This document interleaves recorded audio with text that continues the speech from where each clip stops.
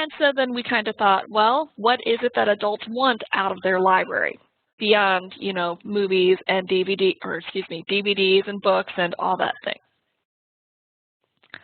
A lot of it depends on your mission. So Anchorage Public Library, one of our core tenets is workforce development. So you're going to see a lot of programs that have to do with workforce development. Things like resume reviews, career exploration, mock job interviews. But then we've also got the softer side, things that people might not think of, writing society. Whatever people are writing, it's going to improve their communication skills. Social entrepreneurship. We had a documentary film screening and a discussion, a clothing swap with I want to say a priority placed on professional clothing so that people who had clothes could put them out and people who needed them could pick them up.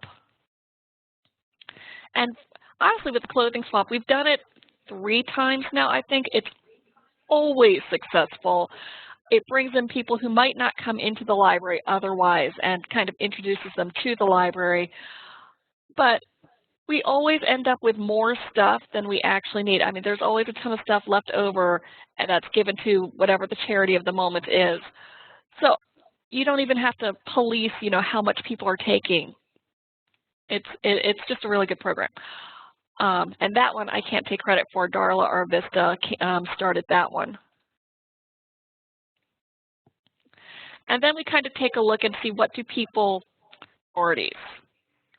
And those are going to be things that we see at the reference desk. What are people interested in? What are people researching on their own? What's tying into the larger community? And that's why we'll end up having Alaska's fiscal and economic future, or financial fitness, or our diversity, censorship, and young adult literature panel discussion, which is happening on the 29th and will be available through OWL if anyone's interested. So we've got all of these things that are really there for what we think of as the good of the community, things that we think people need to know, things that we observe, and then there's what people actually want, or at least we through patron suggestions, through comments, just observation. We've got our holistic health series. Seems like every library has to have a book group, a traditional book group, and then we do movies. And the lovely thing about some of these programs is they are very little staff time. Just because you find someone from the community who wants to run them, or you have a really good program assistant that you have worked with for years, as is Charlotte and her book group person, or the movies. The movies are so easy. You basically start them and walk away.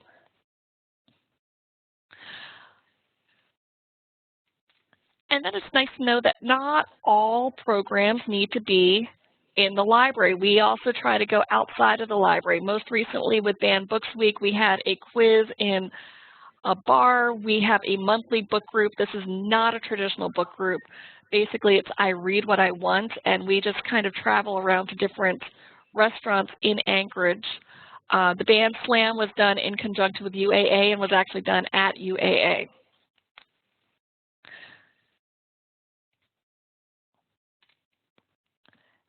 And when it comes to getting out of the library, this is also how I get my volunteers, or at least my presenter volunteers. So if you're like me, you probably don't like people all that much. I can fake being a people person for about as long as I need to at work. And then I go home and I have to not be with people anymore, and my roommate is very understanding about that. But when I do go out, I like to do things that I actually enjoy. So I end up going to quiz night, I go to a burlesque show, I go to nerd night, and I have met so many people that I have then shanghaied into becoming library presenters. The last nerd night I went to, I met a copyright lawyer and a film historian, both of who now have my card, and I am following up with them trying to get programs in. Because of my relationship with Geeks Who Drink, yeah, seriously, I paid them for the quiz, but because of my relationship and my good standing, the bar that I usually go to for that donated the space for our censorship quiz. The quiz master, she donated her time, so that really cut our bill by about $150. I went to the burlesque show. I ended up talking to one of the dancers, and it turns out she does body confidence seminars. And she volunteered to do one at the library. It was a huge success. She talks a lot about changing standards of beauty. It's very interactive with different exercises that they do. We had 75 people for the first one. We should do it again. I think we only had about 30 people for that one, but it's still, for an adult program, that's great. And we're getting her to come back again. And sometimes UAA, they have programs that I, on occasion, go to. And I end up talking to the other people there, and sometimes I find a professor who needs tenure, and then I get them booked for whatever kind of talk they want to do. I'm really good at trolling the UAA directory trying to find people who need tenure, I'm not going to lie. Or you end up talking to other business people who are then, oh, you're doing a resume review? I can donate an hour of my time. So a lot of it is just getting out of the building. And then it's listening to your patrons, seeing what's going on in the news. And then I also troll other library sites. I love the Librarian side of Tumblr right now. A lot of discussion is happening on library programs for people in their 20s and 30s because we don't want to lose that audience. That's one of the reasons why I work closely with our teen librarian, because we are really trying to bridge those kids from the teen programs to the adult programs when they age them out. I mean, we just lost Jim, but I know the guy who's taking his place. Through, Alaska Library Association and other things around town, and so we're already starting to work together. I mean, even before he officially had the job, we started working together trying to figure out what we could do together. So much teamwork is involved in this. I love the other staff here because they've always got ideas. We kind of bounce things off on each other. Sometimes it's just a question of trolling other libraries. I love Lawrence Public Library, San Francisco, and trying to adapt what they're doing to an Anchorage audience.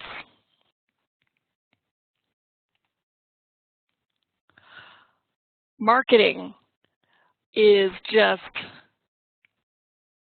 not my area, I'm not going to lie. We are not great at marketing.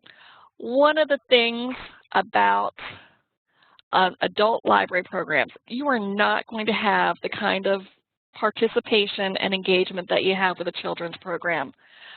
Our youth services department, they have to limit how many people come to story times, and they do story times I think every day except or Sundays and Mondays they don't do them, but every other day, and sometimes they do more than one a day. They have to limit involvement. I wish I had their numbers. It's just not going to happen. I'm casting too wide of a net. And what's really interesting is we will come up with programs and we think, oh, this would be great for people in their 20s or 30s. This would be an excellent program for a senior citizen. But we tend to not limit programs. So we may think this is a great program for someone in their 20s and 30s. We don't require registration. We have just found that it doesn't work. We don't apply age ranges to our programs. I know there are some libraries that will say, this is a program for this age group, and if you register and you're not in that age group, they say, sorry, you can't come. That's not a thing we do. Honestly, we don't want to limit ourselves that way. But what we have found is we may think that a program is great for someone in their 20s and 30s, and then half the people involved are retired. It's just one of those things. We don't actually have any money for marketing. If you look at any of my programs, you'll notice that I do not spend money. I am very frugal. and other words that are synonymous with frugal. I think the most money I spend is on the censorship quiz, just because I have to pay for the quiz and I need to buy prizes. And even then, I partner up with UAA and they split the costs with me, and it's such a good outreach event that it all comes back. It's totally worth the money. But for the most part, I don't spend money. I post to 7 different community calendars trying to get the word out. Of course, the only one that works, the one that actually comes up in the program evaluations, is the ADN. So there you go. But I can't stop the others because I'm scared of missing anybody. We put on our social media pages, Facebook and Twitter, what's going on at the library. I am maintaining a mailing list of anyone who says, oh, I'd love to know what's going on at the library. I keep their email address. I send a weekly update to those people. I will do cold emails if I think that there's a program that a community organization might be interested in. For instance, with the censorship, diversity, and young adult literature discussion, I think I sent cold emails to the NCAA, the Islamic Community Center, Temple Beth Shalom, anybody I could think of who might want to have their voice heard. So, and then marketing is just, again, getting out of the library, making sure that you're not forgotten within the community. All right, so sometimes my programs don't work out. And these are an example of 2 programs that I've done that really didn't go as well as I'd hoped.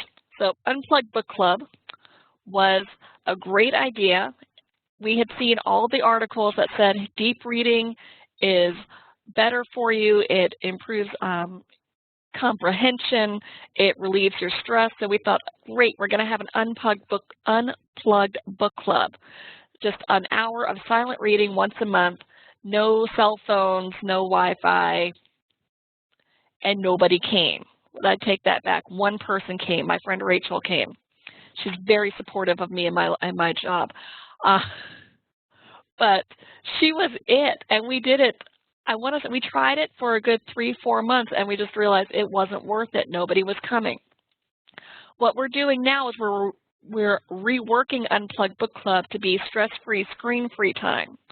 So we're going to have a day in our innovation lab where the computers are turned off. We'll stream some relaxing music, but we're going to have coloring books and crayons, and people can bring their own projects if they want to knit or sew or whatever handicraft, or they can read silently. And it's more of a stress-free, screen-free time than just an hour of silent reading. So we're hoping to launch that this winter. Meet the Author. It's a great idea. It made good use of our OWL.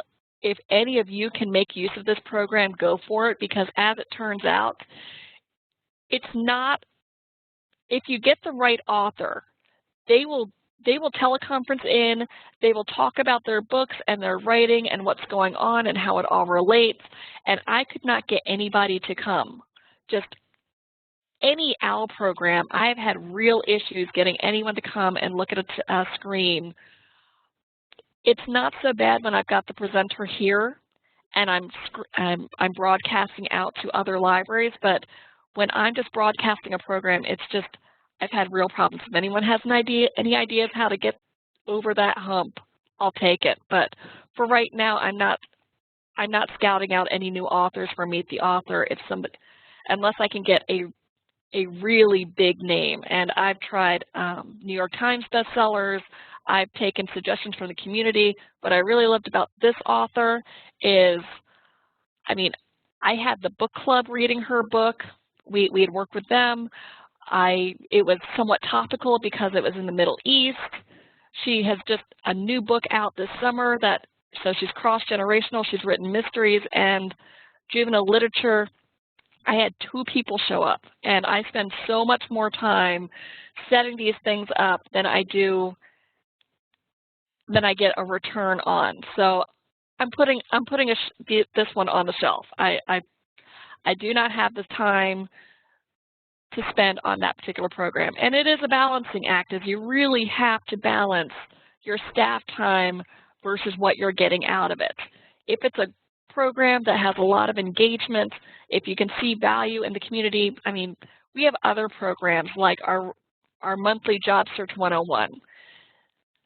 That one is another low attendance program, which is sad because given how many people actually come to the reference desk asking for help with their resumes and looking for jobs, you'd think it'd be the best attended one out there. But we're working with a volunteer who doesn't mind the low attendance. He comes in once a month. If nobody shows up, he leaves early. So low staff time plus value to the community because we know it's a need means that we're not giving up on that one. All right, so that was the end of my planned remarks. I went through them pretty quickly because I'm really not used to just talking and not having anyone talk back at me. So this is your time. If there's anything that you wish I had gone into, any questions you have, fire away. Chat or voiceover. What's your main means of outreach and advertisement?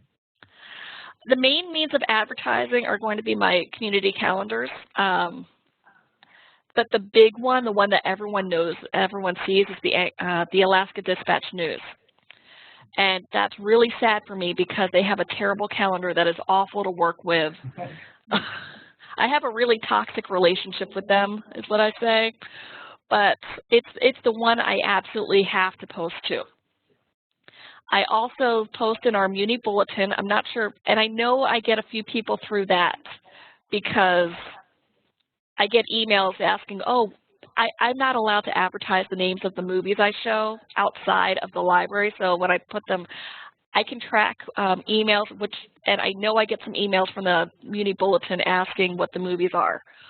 I also have my list of people who have been to programs and would like to know more, and I save their email addresses and I send them an email blast once a week going Saturday to Saturday so they know what's going on. I know I get people from that. Flyers around town, I would love to do that. Don't have the staff time, don't have the volunteers to do it. And honestly, the other one is just going out and talking, making friends and talking about what to do. And seriously, I con so many of my friends into either being presenters or coming to a program. My new best friends from quiz night, and I just randomly joined their table one night, and now we just kind of clicked. There's a physical therapist, an occupational therapist, and a speech therapist, and they all work for the school district, and they will spend quiz time, signing to each other, because of course they all know sign. And now I've told them that I'm going to get them into the library to have a sign language group. That is my goal for this friendship, is to get them to teach sign language in the library. I don't know. Other questions? So I think several of us are working in really small towns.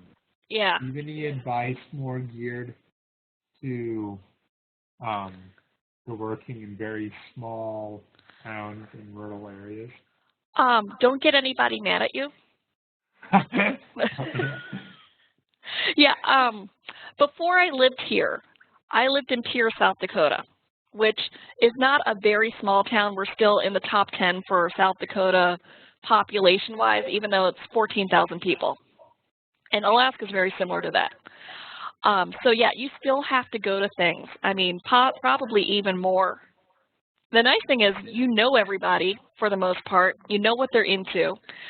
I have found great success, I would say, in, again, getting community members involved in the library, having them present, and then they bring their friends in because they want their friends to see what's going on, what they're doing. So if they've got a knitting class, they're going to bring in at least 2 people in to knit with them, just so they're not by themselves. Paying attention to what your people are interested in is probably the biggest one, whether it's what they need or what they want. And you have to balance the needs and the wants. But yeah, I can't stress enough getting outside of the library and getting to know people.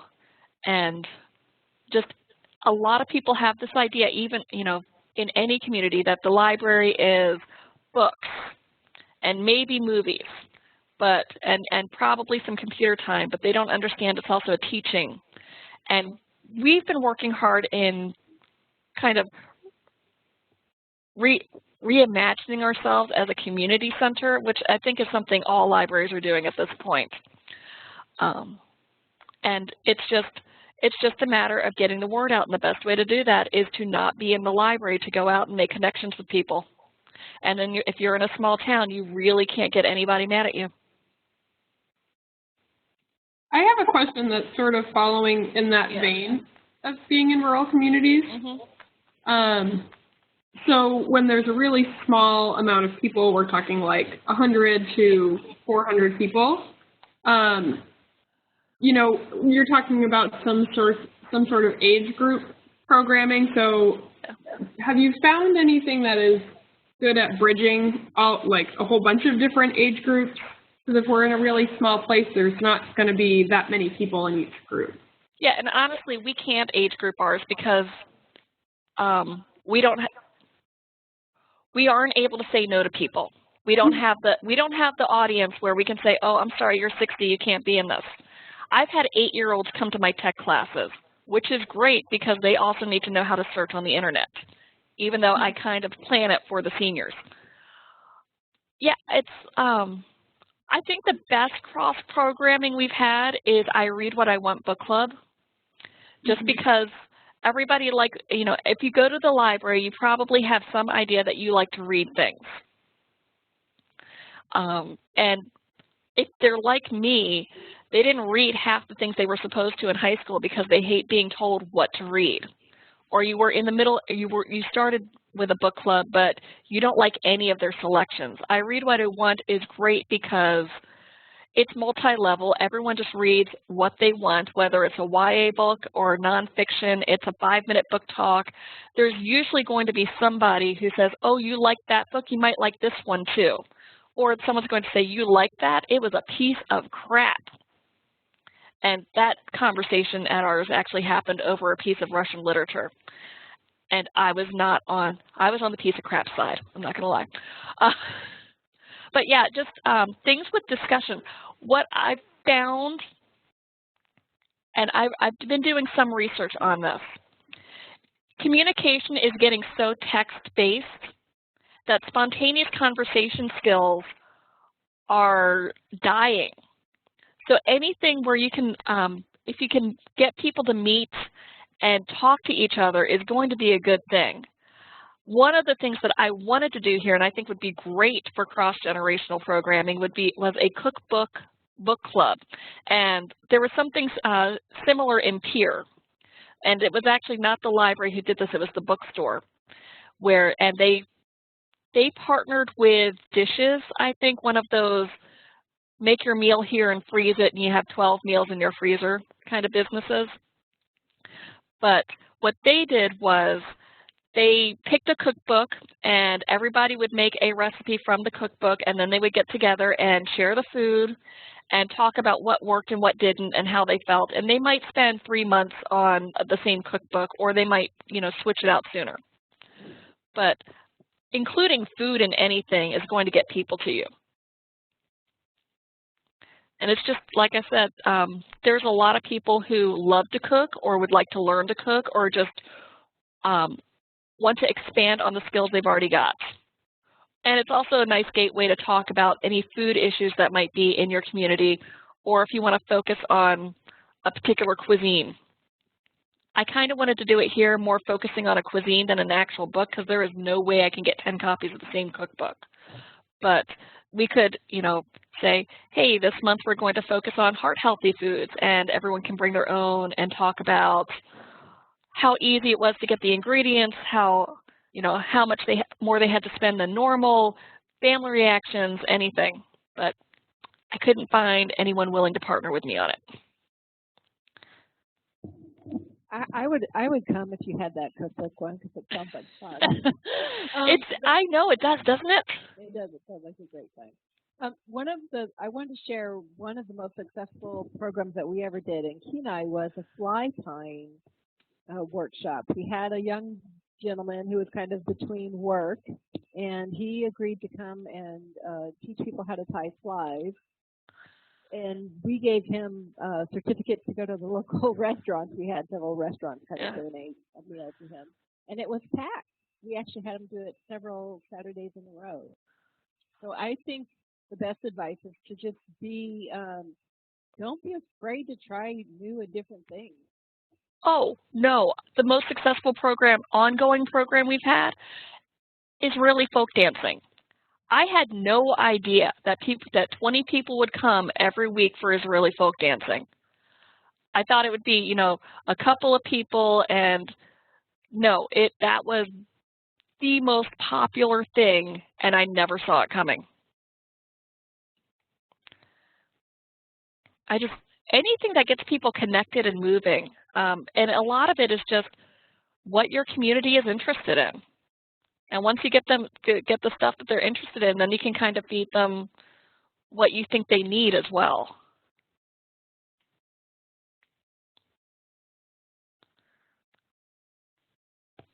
So Genevieve, can you hear us? And if so, where are you from? I think I know most everybody else on the call.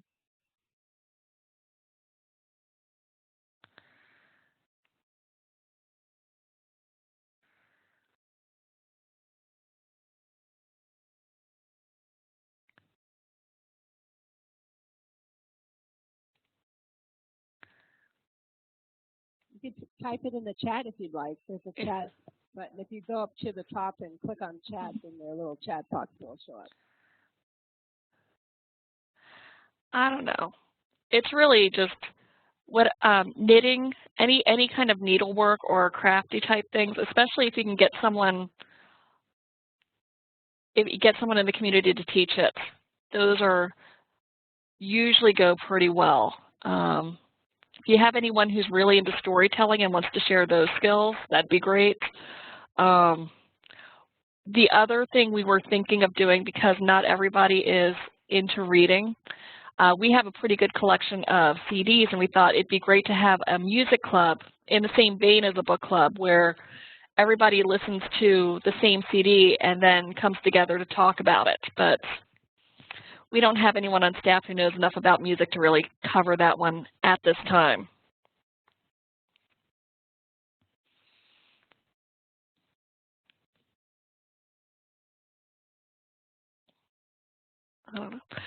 So what's been working well for you guys? Let's brainstorm. We've got a half hour left. So like a big difference that I can think of is that at least I've gotten most people to come through flyers. Flyers have been the most successful, but because it's such a small area, that's like I'm able to do that. Yeah. Well, like I did radio advertisements and put it out online. It didn't seem like very many people came through that. So either direct emails, talking to people, and flyers were the best means of getting people there. And then in terms of what the programs that brought people, so far of adults, what brought most people was like people seem to be more interested in like outdoor stuff, like a gardening. Like we did a gardening workshop, and that was a success. Like a mushroom growing workshop, and that was a success. Yeah, gardening is huge. I've got again, I con my friends into doing things. One of my friends is a botanist, and she's coming in November to do a Stump the Botanist where people can kind of show their pictures of their garden pests and she can identify them, kind of thing. But yeah, it's just, this is Alaska, outdoors and guns. I'm trying to get one gun shop in to talk to me about something, whether it's gun safety or what have you.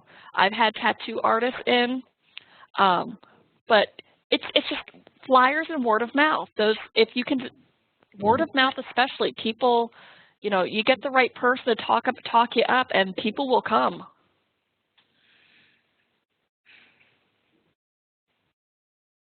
So are any of you using Facebook successfully as a way to market your library program? or Twitter or any of those other social media techniques? I've been using the Facebook page for the Kaufman Cove Library. You know, so we're in a town of less than 200 people, and I think that there's like 55 or 60 people that follow the Facebook page. But one of the things that's sort of annoying that we have run into is that Facebook filters your posts if you're listed as a business or whatever. So I might post something, but then it'll say that only 4 people were reached by that post because they want you to pay to boost the post. So I've been using Facebook, but because it has that mechanism in place, it's not reaching as many people as I would like. Have you been creating events at all, or? I haven't started doing that yet, but we've been looking at doing that. One of the things I like about the events is if you get, like I said, word of mouth, you get the right person to say that they're going, then other people can say that their friends are going to this event. So it helps a little bit, but I'm not going to say it's a slam dunk because I've got, I think, 4 events going right now, and maybe 1 or 2 people saying that they're going to each one. Mm-hmm.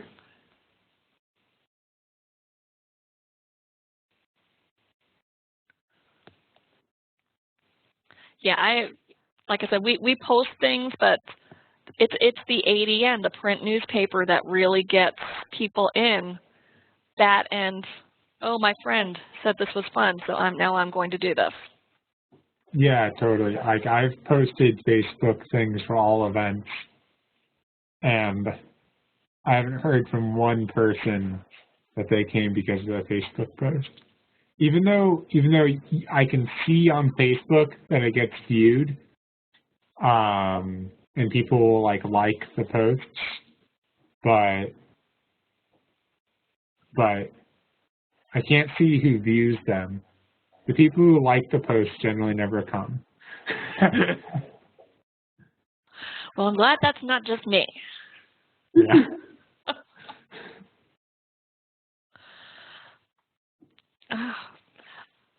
All right, so have you guys had much luck with OWL? I mean, I kind of shared my OWL story, but I don't know if the rest of you have made use of it or if you tried and it just did not work out.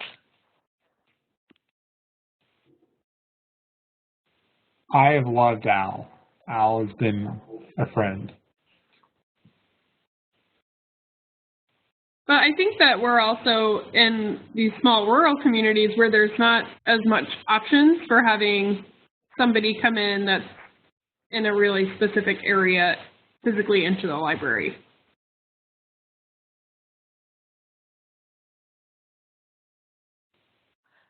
Yeah, I think Anchorage has higher standards, even though they really don't need to. It's still Alaska. What else was I going to say? Well, you know, Stacia, I just want to say, it may be, you know, I was thinking about your Meet the Author event, and I think you would have had a different turnout if you had just incorporated OWL into one of your book club meetings.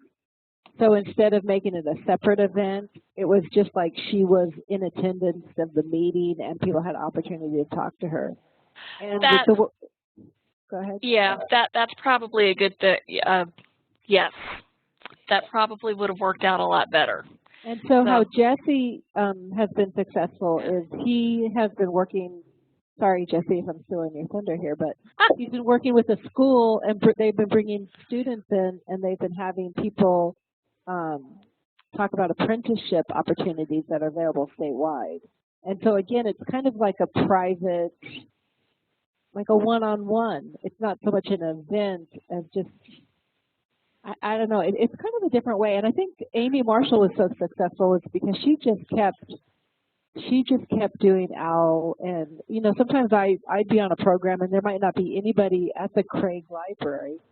And other times she'd have a boatload of people. So it just depended on the topic and the time of day and the weather and, you know, whatever.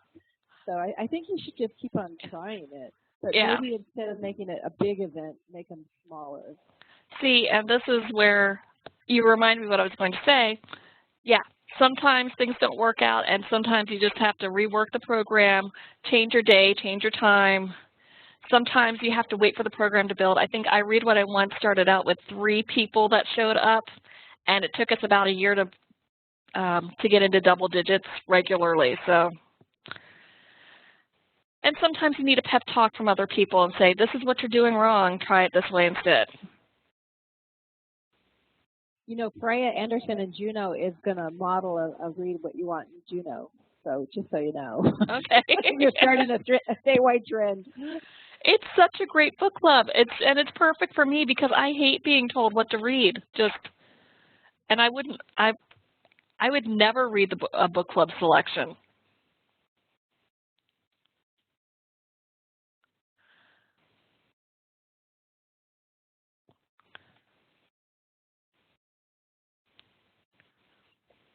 Well, if people don't have any other questions for Stacia, we can kind of wrap this up. But Stacia, before we do, I wanted to see, are you okay with posting your PowerPoint on our archived website as well as the recording? I am absolutely fine with that. Okay, great.